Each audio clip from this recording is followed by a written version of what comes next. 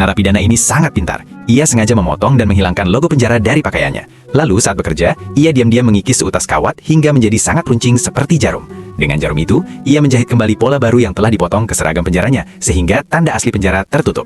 Bukan hanya itu, ia juga memodifikasi topinya, menyemprotnya dan membuat logo Nike palsu. Setelah semuanya selesai, ia bergegas menutup kembali rolling door tersebut dan kembali bekerja seperti biasa. Kemudian, ia melakukan rencana yang jauh lebih besar. Saat membantu sopir memeriksa masalah mekanis truk, ia diam-diam mengukur jarak antara dua balok baja di bagian bawah truk. Berdasarkan ukuran itu, ia membuat sebuah papan kayu yang pas sempurna. Rencananya adalah berbaring di atas papan itu dan bersembunyi di bawah truk. Ia hanya menunggu momen yang tepat. Beberapa hari kemudian, sopir datang lagi untuk pengiriman. Itulah kesempatan terbaiknya. Barang-barang sedang diturunkan dan suara mesin truk terus bergemuruh.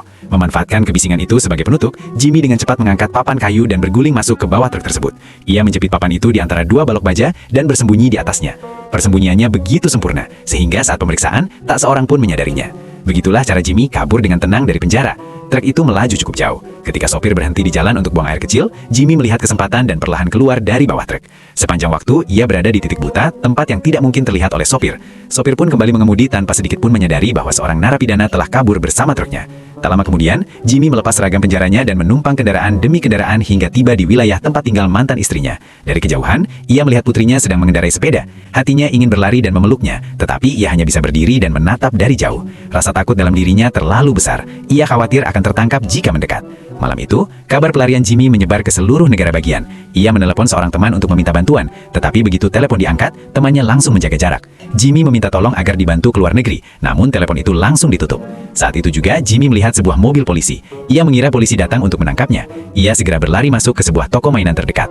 Dan benar saja, mobil polisi itu pun berhenti di sana. Jimmy berpura-pura seperti sedang berbelanja. Untuk menghindari perhatian orang-orang, ia segera masuk ke toilet supermarket. Dari sana, ada jalan menuju atap gedung.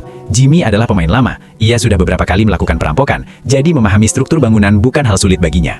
Atapnya sangat luas dan menjadi tempat persembunyian yang sempurna. Tak seorang pun akan menyangka ia bersembunyi di sana. Dari dekat ventilasi, ia menemukan kantor manajer. Setelah toko tutup dan semua orang pergi, Jimmy perlahan turun ke bawah. Ruang geraknya memang terbatas, tetapi keuntungannya adalah kebutuhan dasar ada di sekitarnya, makanan dan air. Masalahnya hanya satu, kamera di atap mengawasi setiap area produk.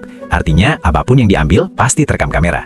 Jimmy mencoba berkali-kali tetapi selalu gagal. Akhirnya, demi mengisi perut, ia terpaksa memakan makanan bayi kemasan. Sementara itu, di televisi, berita tentang dirinya mulai ramai diberitakan. Kasus ini menjadi sangat besar dan semua mata tertuju padanya. Tak ada yang mengerti bagaimana ia bisa kabur seolah menghilang begitu saja. Polisi pun kebingungan. Beberapa orang bahkan menyebutnya jenius, seperti otak super. Namun, hanya Jimmy yang tahu satu hal. Ia harus tetap bersembunyi dengan tenang. Di luar, banyak polisi masih berjaga, hanya menunggu saat yang tepat untuk menangkapnya.